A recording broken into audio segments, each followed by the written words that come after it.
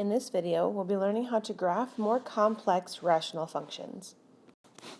So in this video, we'll be looking at how we graph rational functions with the following setup. So you'll notice here that we see that we have an x value in both the numerator and the denominator that contain coefficients of a and c. And then we'll be looking at, they have constants of b and d. So we're going to focus on rational functions written in this particular form. Now, a couple of key details we're going to need to know about these particular functions are the vertical asymptote and the horizontal asymptote, because we know all rational functions have asymptotes of these two kinds. So we have a vertical asymptote we need to be able to find, and we have a horizontal asymptote that we need to be able to find. So those are the two that we need to be able to locate to then know where our graph is going to be centered on the coordinate plane. So to begin, let's take a look at the vertical asymptote. Remember, the vertical asymptote is going to be an equation like x equals some number, because that's going to represent a vertical line on the coordinate plane. Now we find our vertical asymptote by setting our denominator equal to 0 and solving for x. Because this is going to tell us for which x value this graph is undefined. Then there's going to be a vertical line there because that is the x value that simply won't work here.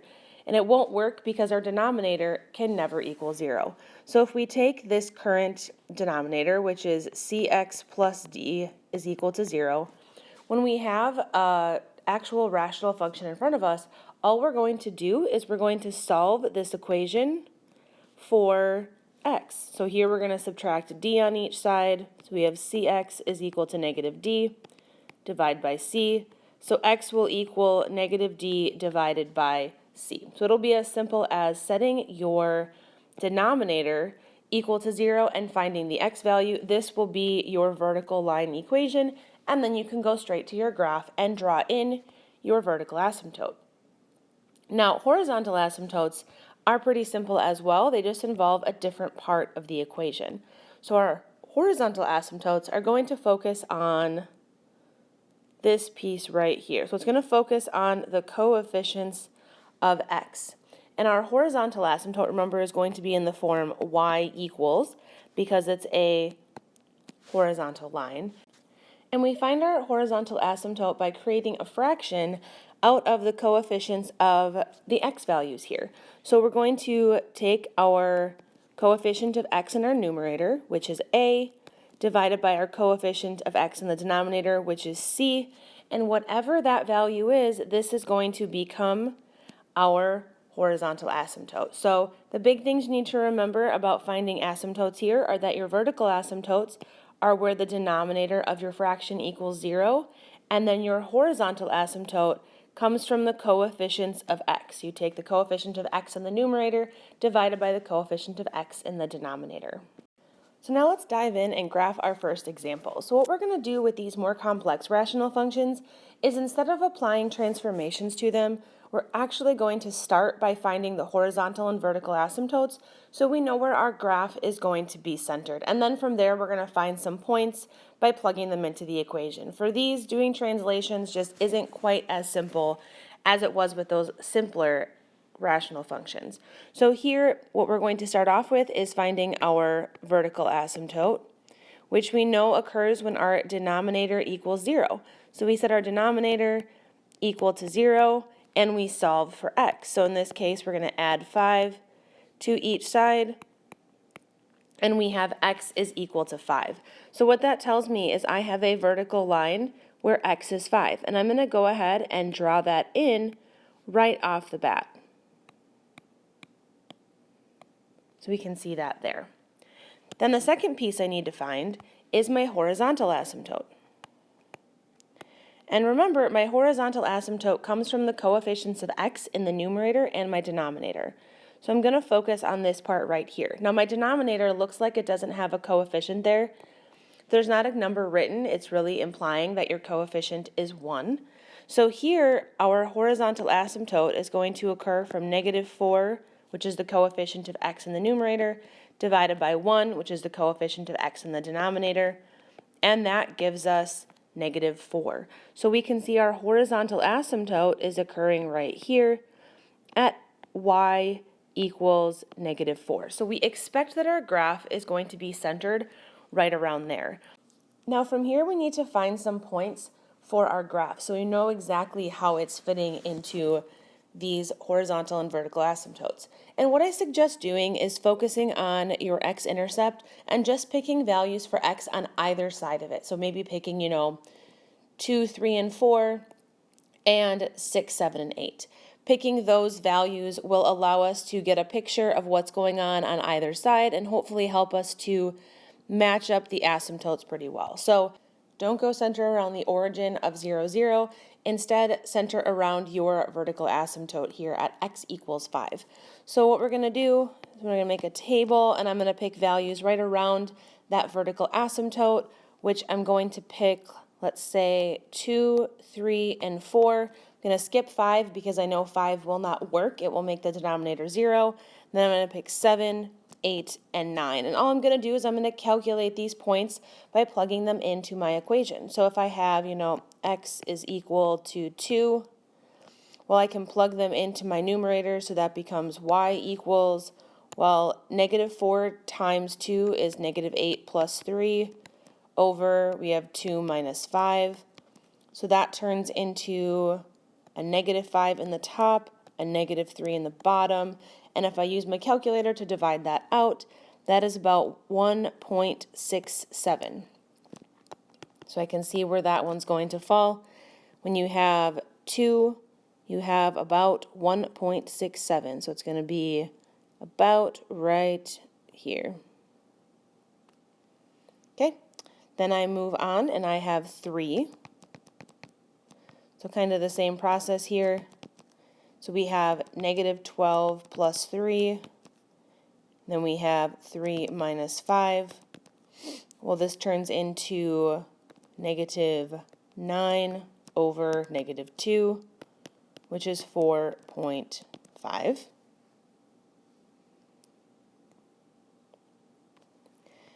Then we go to x equals 4. So that becomes -16 plus 3 over 4 minus 5, which is -13 over -1, which is 13. So we can see this is growing pretty quickly. So I know it's hard to kind of see where that's going. If we found additional points like 1, so say we did x equals 1 as well, we would get -4 plus 3 over, we'd have 1 minus 5, so that would be -1 over -4, which would be 0.25. So that would be getting closer here. Essentially, this is going to start curving downwards here and fitting right in there with our horizontal asymptote. So we can see where that function is falling. Now if we switch gears and we look at the other points, I'm going to fill these in quick. So I had 4.5 and 13. So if we do x is equal to 6, we're going to have -24 plus 3 over 6 minus 5. So that becomes -21 over 1, which is -21. So that's pretty far off my graph. If I have x is equal to 7, we're going to get -28 plus 3 over 2, because it'll be 7 minus 5. So we have -25 over 2, which is -12.5. So that's still off my graph. If I do x is equal to 8, hopefully this one is a point on my graph so I can at least get one coordinate on there. We'll have -32 plus 3 over 8 minus 5. So that becomes -29 over 3, which is -9.67. So at least that one I can fit there. So I have -12.5, -9.67. So that's going to be 8 and -9.67. So I can see it's kind of creeping down right here. So that tells me that that's going to start curving that way. So while we only have 1 point for that lower part, we at least know which part of those 4 pieces that form from the asymptotes it's in, and we can get a general idea of where it is at. Now the last thing we need to find here are domain and range.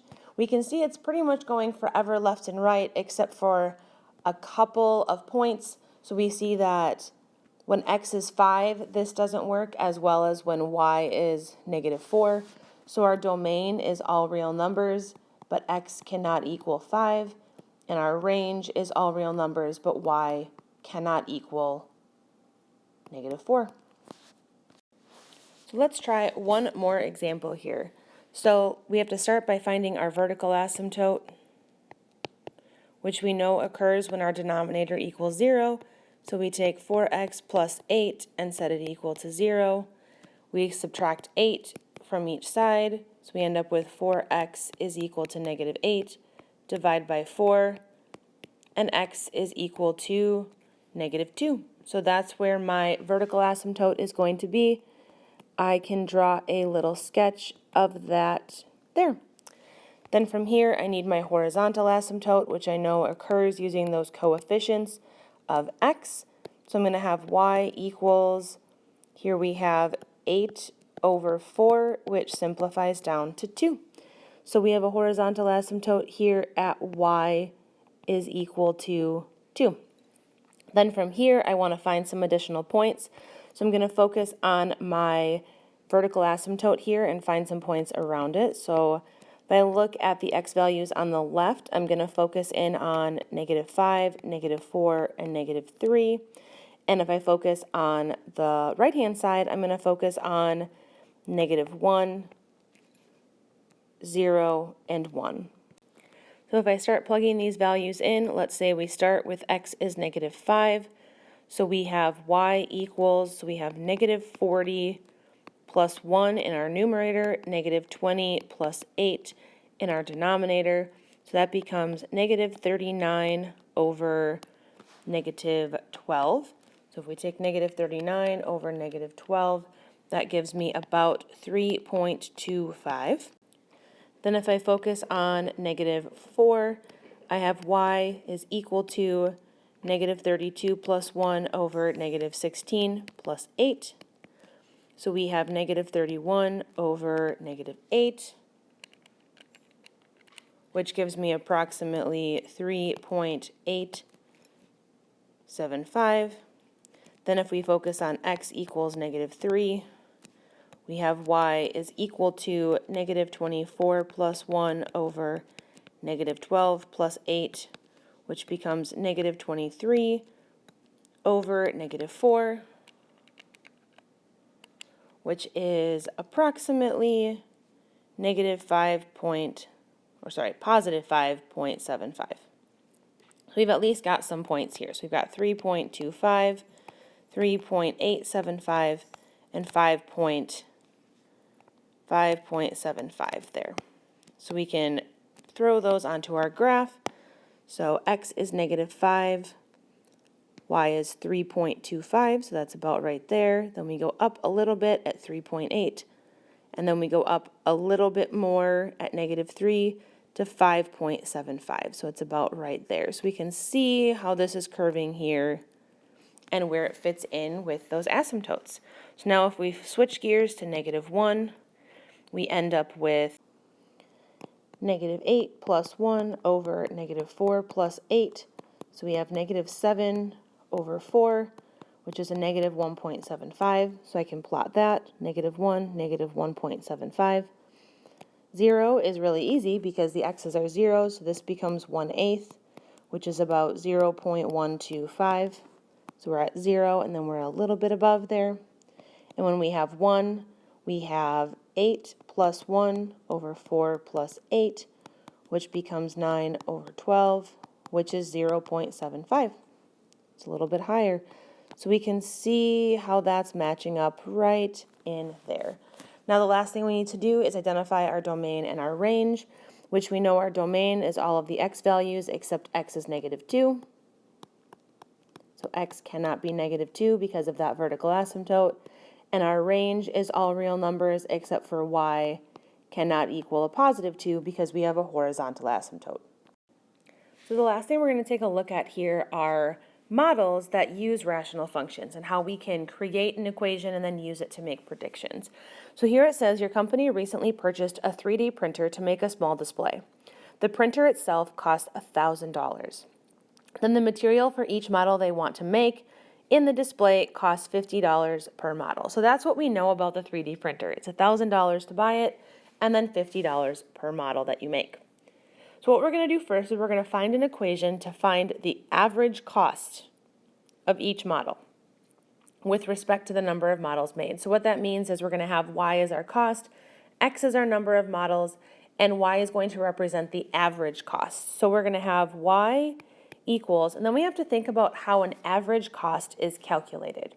So when we think about calculating an average, we always think about taking the total that we have and dividing it by the number, right? We always have to find the total divided by the number. So that's what we're going to do here. We're going to write an equation that has the total cost of making all of the models in the numerator, and we're going to divide it by the number of models that we have in the denominator. So let's kind of think this through. The total cost is calculated by taking the $1,000 itself and then adding on $50 per model. So because it's per model, we're going to use our x value there because it's $1,000 to buy the printer plus $50 per model. So notice here, $50 times the number of models we make plus $1,000. That's our total cost. The number of models that we have, which is our denominator, is, represented by x. We don't actually know how many models we're making right now, so we have x. So our rational function here is y equals 1,000 plus 50 times x, which is how much it's going to cost in total to make all of our models, divided by our number of models, which is x. So the first thing we need to do here is write our equation to represent this situation. Now, the second piece here says how much will it cost per model if your company builds 50 models. So if we build 50 models, we know that x is equal to 50. That's what we know.